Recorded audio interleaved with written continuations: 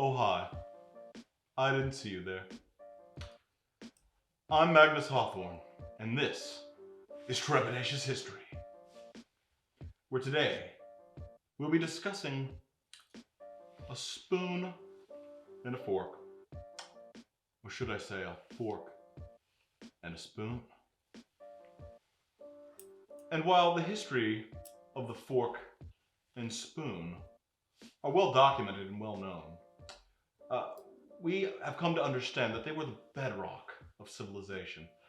The fork being derived from the pitchfork. You see, farmers oftentimes had difficulty putting their pitchforks onto their plates or into their bowls. So when they could not grab salad bits or spool their pasta, they just downsized the technology for handheld applications. And while you may think that the spoon could have been derived similarly from the shovel, well, you're wrong. You see, the spoon is derived from the paddle, the ship paddle. And fishermen realized that you could move water around with a paddle, but you couldn't store any contents in it. So they added the bowl shape, a bevel, if you will, to the paddle. And they found out that you could basically take this modified bowl on a stick to put inside of a larger bowl. But then you could get the contents from the contents in the bowl. But we're not here to just talk about the past. We're here to talk about the past of the future. On Trepidacious History, we'll be discussing the soup fork and the salad spoonette.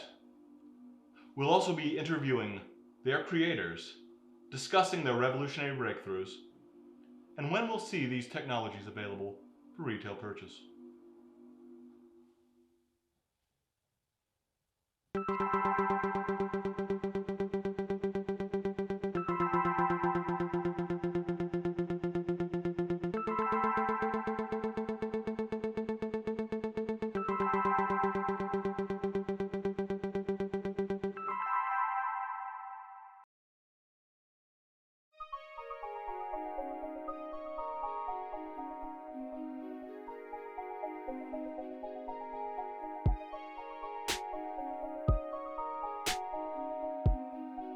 Before we begin, on this episode of Trepidacious History, I want to make it clear to the audience, we did not play any favorites when deciding the order for this interview.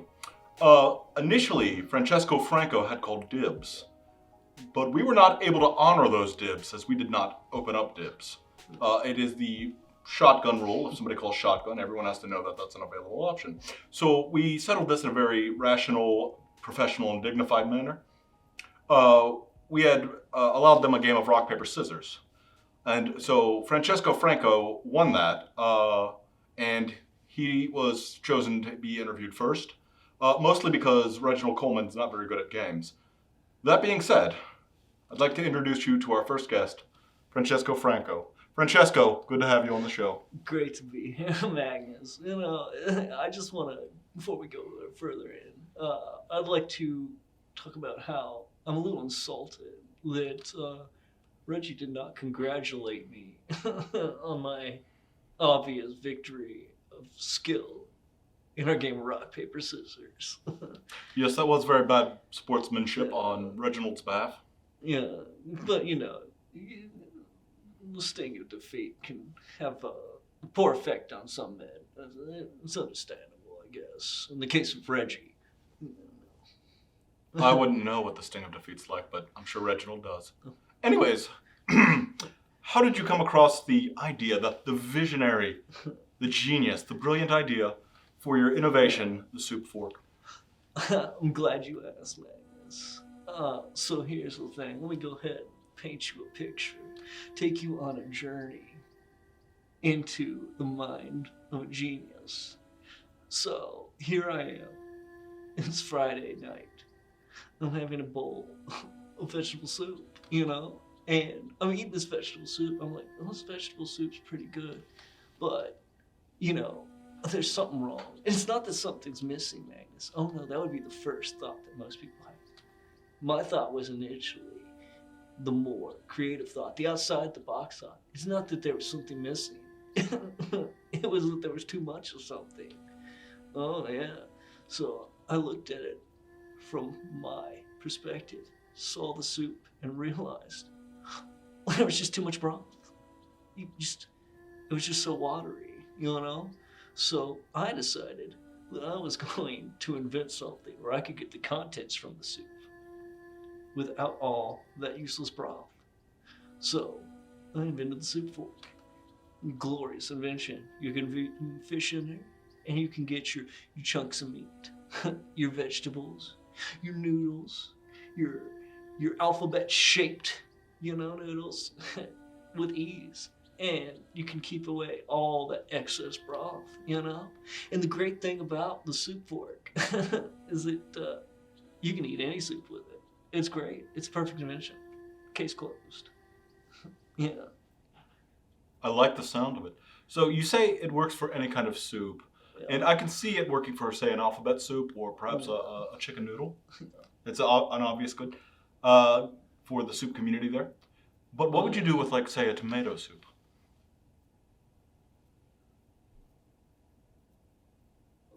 Magnets.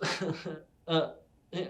Forgive me for being presumptuous here, but it's like you don't get soup eaters. It's like you don't understand them. Just from where I'm sitting. Yeah. Well, despite you clarifying that, I still take offense to it. Regardless, I have a show to run. So, Yeah. tell me this. I know you had some issues getting from the design and production side to the consumer side. Tell me about some of those problems early on.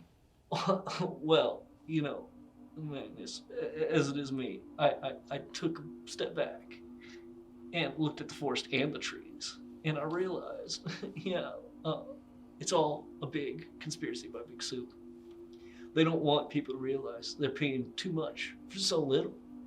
If people got my soup fork, they would realize that most soups are just mostly broth, and there's just not enough content for the price you pay. So they don't want that. I'm a visionary, Magnus. That's what you got to understand. I'm trying to open people's minds to the possibility, a new future for soup. Because this isn't about money, Magnus. This isn't about money. I mean, it's a little bit, but not a lot. It's mostly about, re-envisioning the world where people can have soup without their broth. Opening up people's mind's eye to the possibilities. Yeah. Just sitting there listening to you talk and addressing those major concerns that the soup community has, it feels like I finally get Andy Warhol. It's like I'm talking to a genius. Oh, yeah. And now I finally understand another genius. Yeah, he was definitely an inspiration for my genius. Yeah. Oh, yeah. It's just waves. It's how it works. Man, this is just one genius inspires another genius. And maybe one day somebody will be inspired by my genius. Yeah. Yeah. Well, I can't say that I'm not a bit inspired, but I don't know if I'll ever reach the height you have reached. In the soup community, that is. Yeah. Definitely in the brony community. That being said, let's talk convention since I brought up bronies. All right. So tell me a little about culinary convention, some of your struggles there, and what happened? What was the big controversy? Yeah, see, Magnus, there was a lot of misunderstanding there. You see, Reggie over here, he's always been intimidated by my artistry, my genius, my good looks, my upstate townhouse, my better upbringing. It's just everything. The list goes on. I don't want to, use this whole interview to just go on about all the things that Reg is jealous of about me. But he took that personally, and he made it personal. Yeah, at last culinary con, yeah. So he had the audacity to badmouth my soup fork, my invention. And as a man, as a gentleman, I couldn't take that lying down. I had to take action. So of course, I upturned his table with all his products on it and struck him with a glove to initiate a duel, as is customary amongst gentlemen. Of course, he didn't accept the duel, which was further insult to my person. So I slapped him a few more times, and after that, I was kicked out of the convention. You know, for exercising my rights. No, I completely understand. My experiences at conventions have been very similar. Yeah. And just listening to you talk, I feel like a kindred spirit, that we both understand proper convention etiquette. And other people seem to, we'll say, seek outside assistance in order to try and subdue their betters, right? They can't do that on merit. So when a challenge is conducted, of course, they back down. And yeah. Sorry, Reggie, you'll have to keep it down some. Yeah. He's just mad because his, while he was complaining and stopping, his mother stepped in, and she pulled him back from the duel. Oof. Oh, yeah, it's very embarrassing. It sounds like it, yeah. And then here's the thing. He went further on, Not only did he insult my product, he went on to talk about and brag about how he sold so many of his product. But those were all purchases made by his mother. So, it's kind of sad. It is kind of sad. It's a lot sad, Let's not sugarcoat it. Yeah. Well, if we were going to sugarcoat it, we'd make sure to eat it with a soup fork. Very glad to have you on the show. Yeah, glad It's been a very good time. And if you have time after the shoot, maybe you'd like to go grab a bowl of soup with the soup fork. Oh yeah, anytime, Magnus. Anytime. Wonderful. Thank you for being here. Yeah.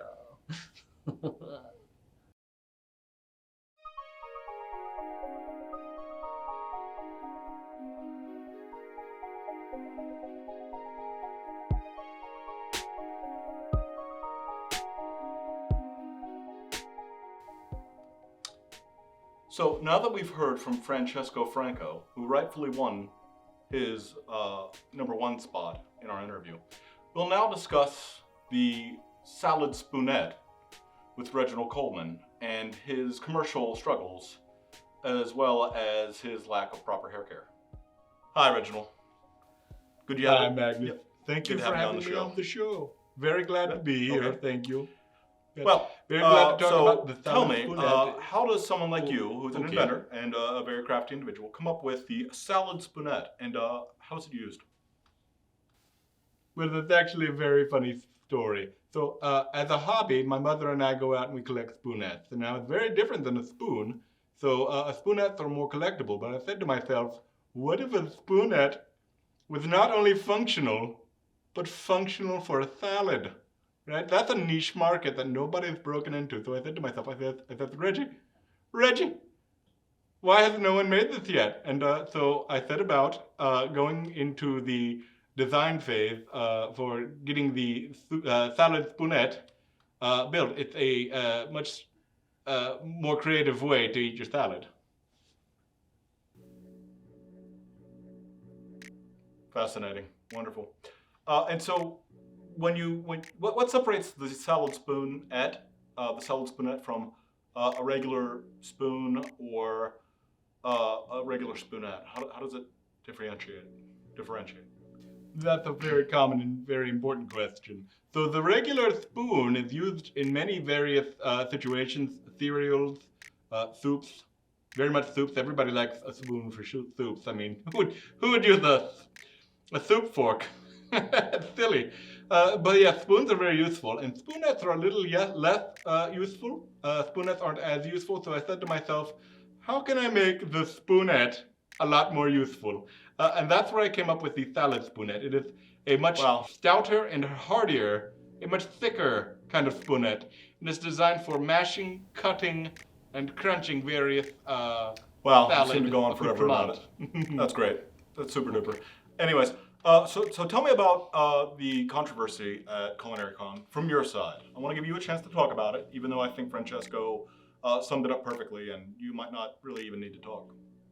Well, I wouldn't so much call it a controversy as much as I would call it Francesco Franco being a big dick. That's what I'd call it. Well, look, he came over to my table after I told him, the soup fork was stupid, which it is. And he seemed to take issue with that. So I said to myself, what would drive a man to act this way? Well, I'm going to cut you off right there. I want to cowardice. be fair. He's a big coward. I don't want to pull the audience into a conflict, especially when one side is clearly at a disadvantage in that conflict. That's not fair to you or the audience. So he came over, he flipped my table, and he slapped me around a little bit. I didn't like that. And because I didn't want to get thrown out of the convention, and my mother rightfully advised against a physical altercation as well, despite my training in akijitsu, I said to myself, maybe I don't need to take a life today. But we were both thrown out of the convention, despite the fact that he was the I think Francesco had the right initiator of the conflict. interpretation of those events. Okay. So that's going to be how it's remembered in Trepidacious History. But going forward, what were the sales like for your salad spoonette? And is it true that your mother bought the vast majority of the sales? Well, look, I know Francesco had accused my mother of buying all of the spoonettes, but that's simply not true because, I've got some other receipts from additional sales that had happened at other places, and especially not the Sounds like convention you're I got kicked backpedaling. out of it. Okay.